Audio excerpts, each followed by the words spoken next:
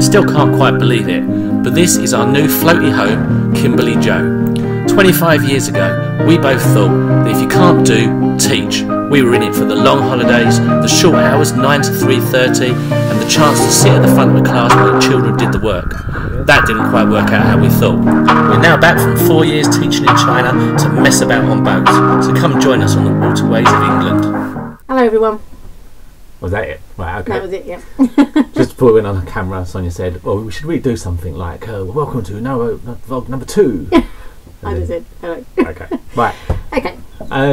Last time you left us, we were at Fradley, just been to the pub on the corner there and was ready for a nice little cruise. I don't know if we said, but we were booked in to get solar done on the 11th of April. So that's kind of where we were heading towards, which was at... on the Ashby, up at Sutton Wharf, so that's where we were headed. And we had quite a nice little plan. We were going to take it slow, as it's been recommended by many boaters, just slow down. So 3 weeks to get there, absolutely fine.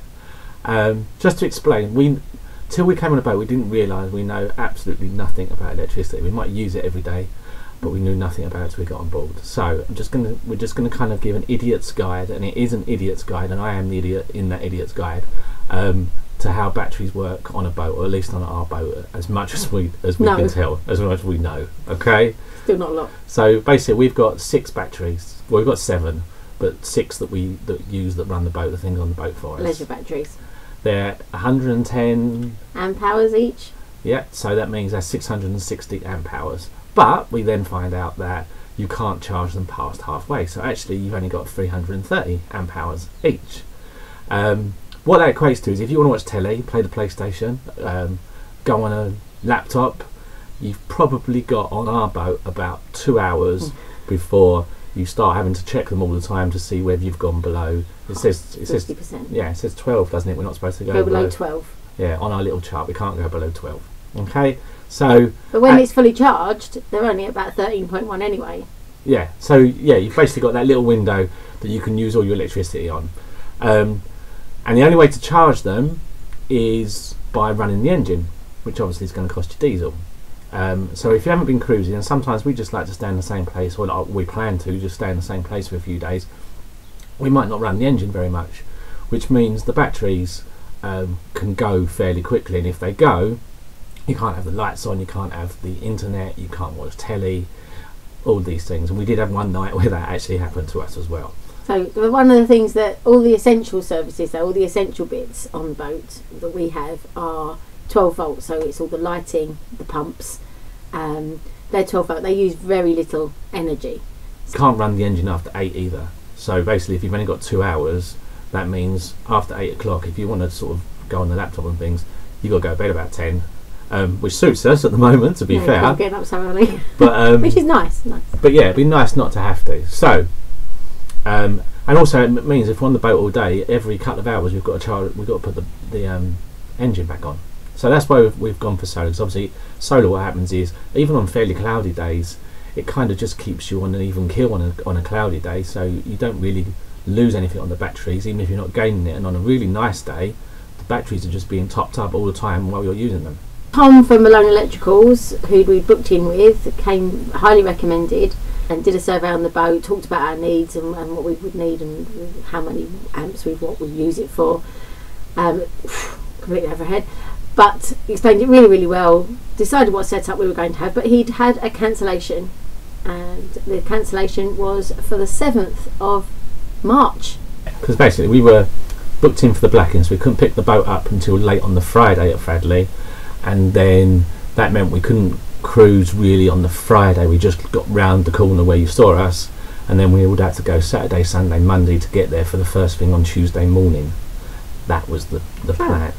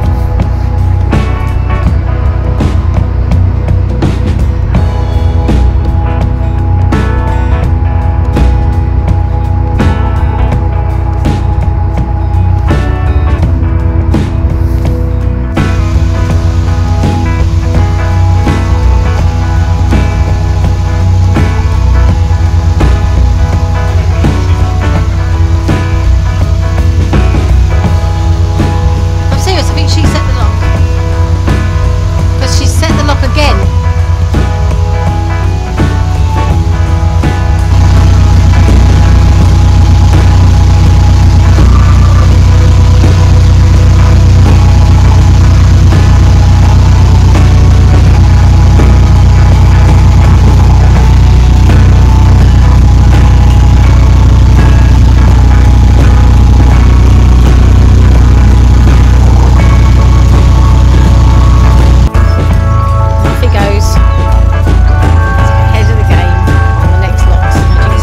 Faster than I do.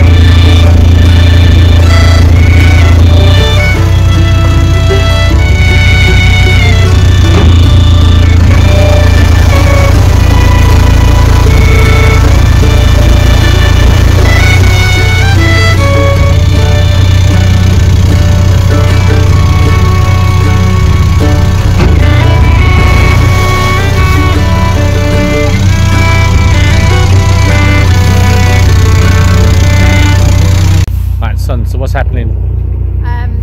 We're still on our epic journey towards Nuneaton / the Ashby Canal. And why are we going there? To get solar. Oh, who's putting the solar in for us? Oh, Malone Electrical. It's been fantastic so far. Absolute great bits of advice and very professional. Yeah. Popped along, did the survey. Exactly. The only pain was we had it booked in for 7th of April originally. Yeah, 7th of April, and then they had a cancellation. And all the videos we've watched, all the vlogs we've watched, is everyone always says, wish we went a bit slower. And that was our plan, was to just go slow, a couple of hours a day at the most, cruising, pull up, walk into the town, do everything. But instead, we're going like 8 hours. Yesterday was a 9-hour day. Today's probably going to be about an 8 or 9 hour day again. Up at 8 o'clock, just trying to fly through everywhere. As someone once said, we are cranking it. And that's what we've been doing. Comment below if you know.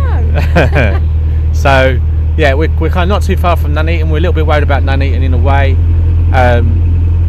we put on a post to see, oh, where's a good place to stop in Nuneaton, and everyone said just keep going, get through Nuneaton. So we're probably going to do that, which will make our day a little bit longer, but it does mean that we'll be on the Ashby pretty much straight away tomorrow, and we've got to get to Sutton Wharf for Tuesday morning. And then once we're at Sutton Wharf, once we've got that done, we will just go into put our feet up and chill our bones for a little while. Anything else on? That's it. Oh, we did see, I've got to say, we did see the boat and Amy Jo on our first cruise, and they're the first vloggers that we've seen on the cut so far, which is quite interesting. Yep. Didn't see the people, just on the boat. Yeah. We probably would have stopped there as well if it weren't for the fact we've got to get to where we've got to get to. I will say though, this part of the canal, it's a little bit windy where we are right now, coming between Atherstone and Nuneaton. So it's a little bit wide, a little bit windy, a little bit fiddly, but it is beautiful, absolutely beautiful. Just countryside all round. We've seen some nice pubs that we probably would have stopped at.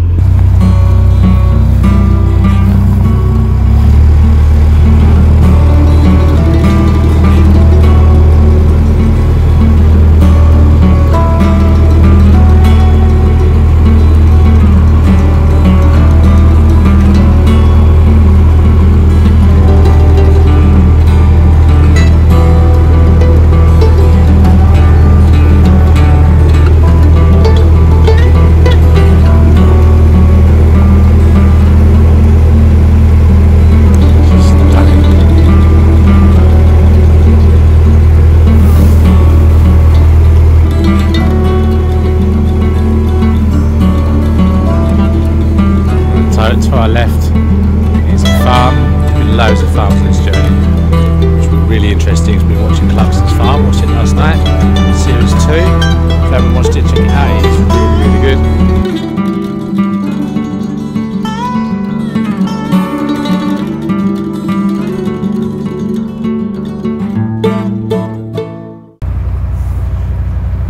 Trev's Travels. Can't believe it. Didn't bib, we just had to reverse. Don't take that. But we'll let him off because he's a ledge. Laters, Trev. What did he say? Trevor and out. Trevor and out. Trevor and out. So, just after seeing Trev, we were travelling down the canal. Hello, just after seeing Trev. Like, he's our mate. He's a mate, yeah. Trev. He's Go a on. mate. We know him really well. So, just after seeing him, we headed on down the canal, full of positivity. We were like motoring on ahead. We were eating on the cruiser deck. Yeah, we were on target. Didn't stop for anything. We were well on target to get to Sutton Wharf in time to get the solar fitted. But then a boat was, well, one boat went past and said something, we didn't really get what he said, and then the next boat who came past, there's a boat just going past now, the next boat who went past slowed down a bit and said, you do realise that the bridge ahead is closed, you can't get through that, and it's closed till, it was like the 20th of March it was going to be closed to, so we were supposed to be, what date was it? We were supposed to get to Sutton Wharf. It was like the 7th of March. The 7th of March. So we it's were like, stuffed, yeah, so it's basically it was going to be closed for 2 weeks after the time we were supposed to get there. Oh no, it's 12th of March. 12th of March. Okay, it doesn't really matter. It does.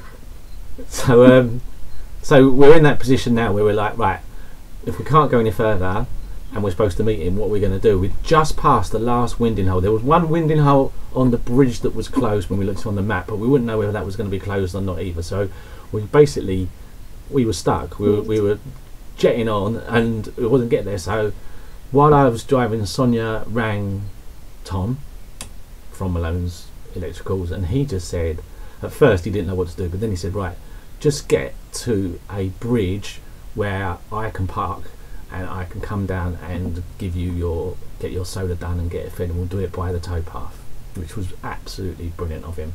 So he borrowed a van and got it all set up. Now the only problem was there were only about 3 more bridges until the closed one. So if none of those had a road going over it, we were properly stuck. And moorings. So the other thing was, Oh, yeah. Tom was really good in that he said, look, you know, we were right in the middle of town, we didn't know where we were, never been to Nuneaton before.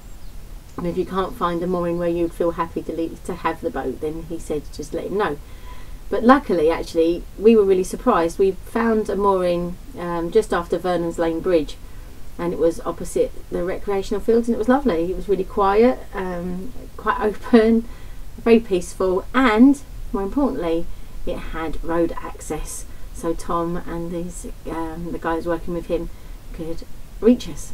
Yeah.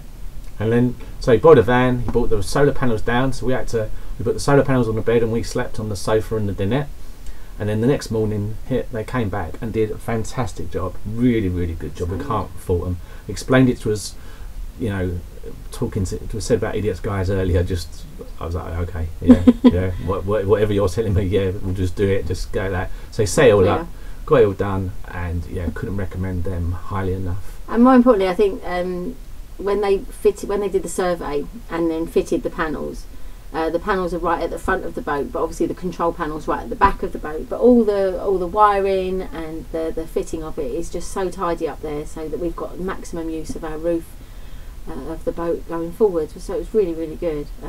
We know exactly what's happening with our batteries now, which we didn't before, and that's all thanks to Tom at Malone Electrical. So if you need solar. We then had a decision to make. We couldn't go any further forward, basically, obviously because of the bridge. So we'd have been stuck there for about a week, wasn't it? Yeah, at least a week, wasn't it? So nearly 2 weeks, probably. I know, about a week, yeah. Because of the new date, you said 7th, then changed it to the other date. So now, yeah, okay, keeping it accurate, song, keeping it accurate. So can't deal with inaccuracies. So we just kind of span it around brilliantly in the Wyndham Point. Managed to spin it around despite someone parking right on the Wyndham Point. So there was a day cruiser who'd moored on the winding hole, and I know they're quite easy to break. And it was the first time we were going to wind, and that we didn't film it, needless to say, because more importantly, get round safely. And parked moored right there, so that it took me a little while, and some lovely boaters actually was giving me some advice from the towpath, so they were great. We winded successfully, didn't punch anything.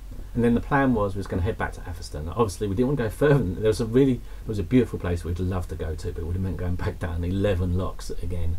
So there was no way we were going to do that. So we had spotted a nice, what would have been a good mooring when we was coming up. When we even said at the time it was a shame we were trying to get as far as we were, because that would have been great. And it was just opposite the Hats factory, so we was hoping that would still be there.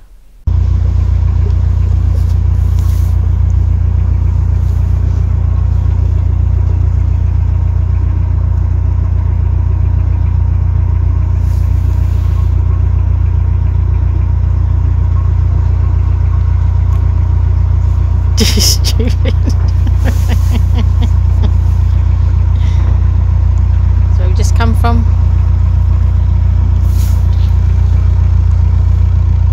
lovely day, cold, but the sun is out, which means we are getting some solar.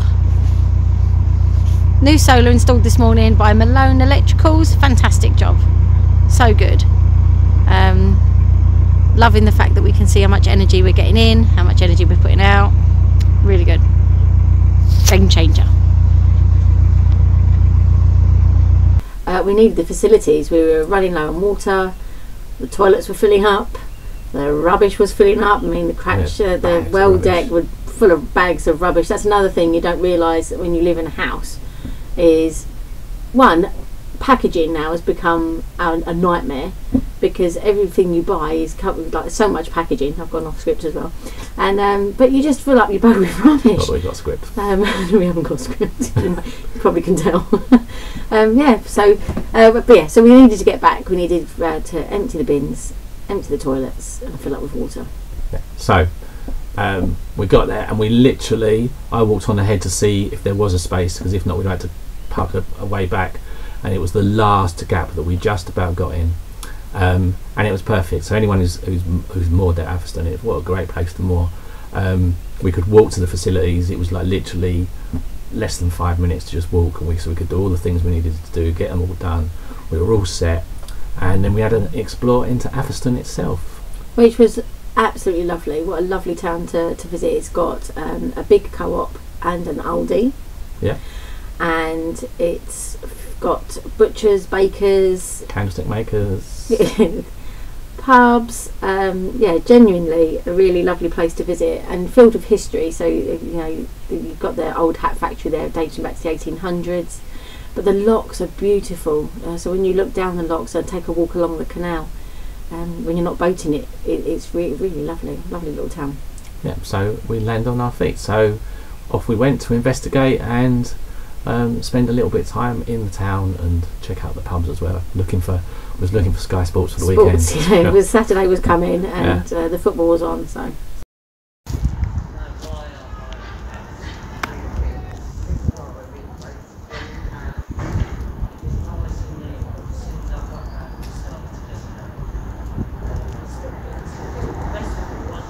Incredibly, it just kept snowing, and we didn't mind, because one of the things we really wanted when we started to live on the boat was when we stopped anywhere, we wanted to explore the local area and become just take our time, really.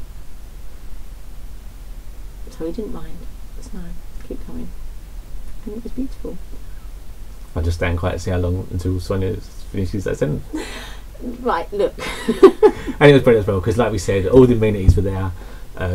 It's like a 5-minute walk into town, and all the stuff, the like nice pubs and bakers, everything was there. So that's fine. We didn't mind, and it was beautiful, absolutely beautiful when the snow came down. I'll say the sausages from the bakers were amazing. Just the view. It's beautiful today.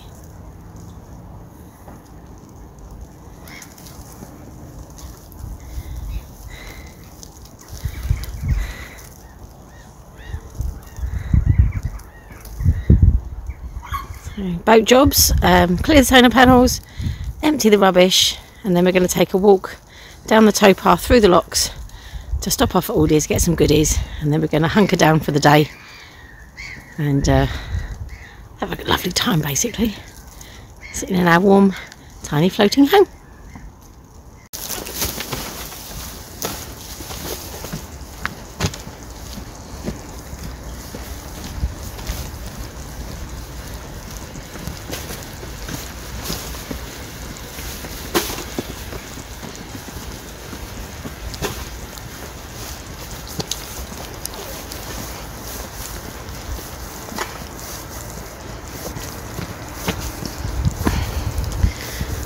So we made the decision yesterday to come up from Nuneaton, so that we were near facilities, knowing that the weather was going to get bad, and we encountered our first patch of ice on the canal.